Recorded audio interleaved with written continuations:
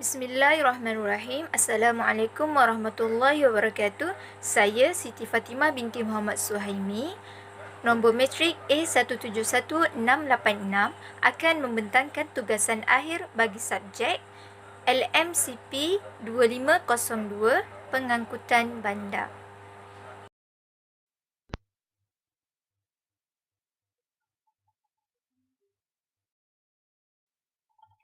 Soalan tugasan. Anda dikehendaki menyediakan satu laporan ringkas berkenaan perancangan pengangkutan bandar tempat asal anda. Laporan itu perlu mengandungi yang pertama, masalah pengangkutan yang dihadapi, polisi pengangkutan yang dicadangkan, perancangan jangka pendek iaitu dalam masa 3 tahun, perancangan jangka panjang sehingga 30 tahun. Ini merupakan peta bagi negeri Selangor Darul Ehsan dan lokasi kajian saya adalah Bandar Kelang.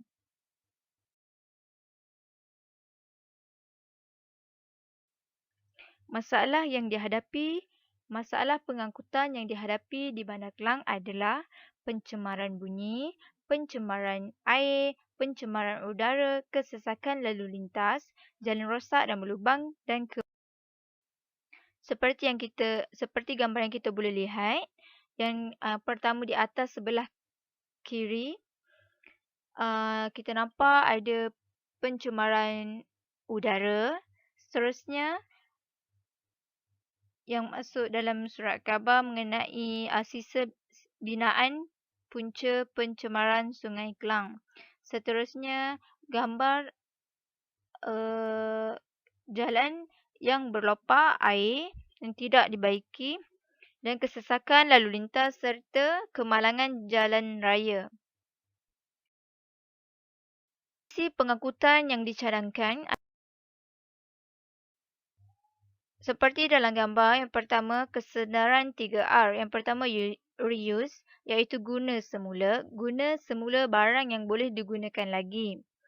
Yang kedua reduce, pengurangan, mengurangkan sampah serta elakkan pembaziran air dan tenaga elektrik.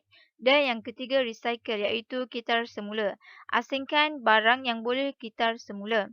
Yang mana tong ataupun bekas-bekas kitar semula ini perlulah diletakkan di merata tempat bagi memudahkan pengguna ataupun masyarakat membuang sampah ke tempat yang sepatutnya dan memudahkan pekerja yang berkaitan mengitar semula benda-benda tersebut.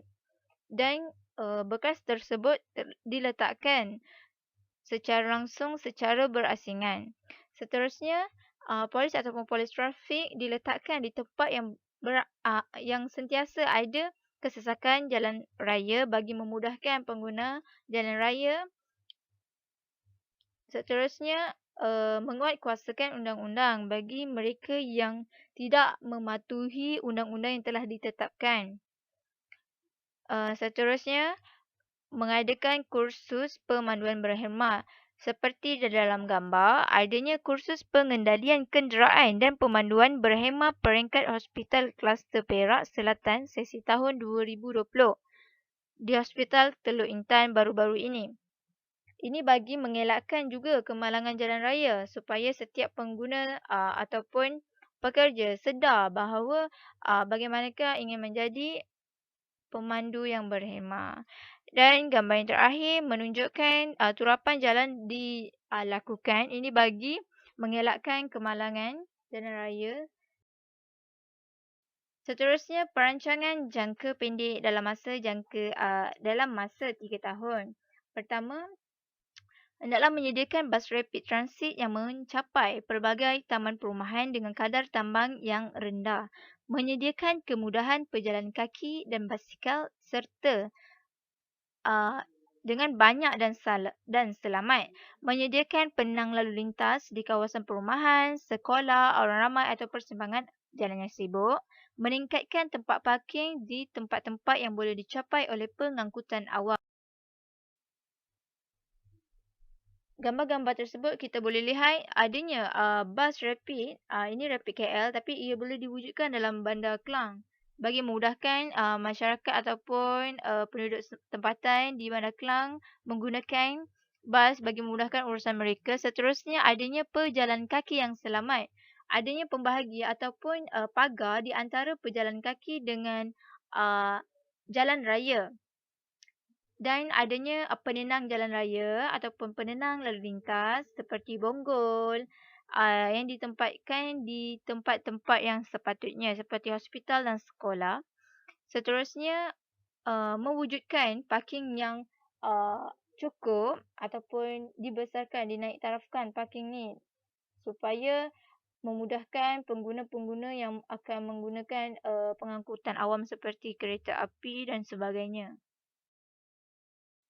Perancangan jangka panjang dalam masa 30 tahun, membina jalan lingkaran, membina lebuh raya bandar, membina lebih banyak stesen pengangkutan awam dan pemasangan alat-alat sistem pengangkutan pintar, yakni Intelligent Transport.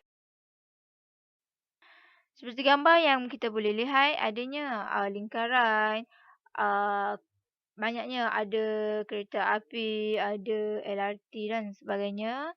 Uh, Gambar yang pertama tu adanya jalan, pembinaan jalan yang bertingkat, lebuh raya yang bertingkat bagi menjimatkan ruang dan menjaga flora dan fauna.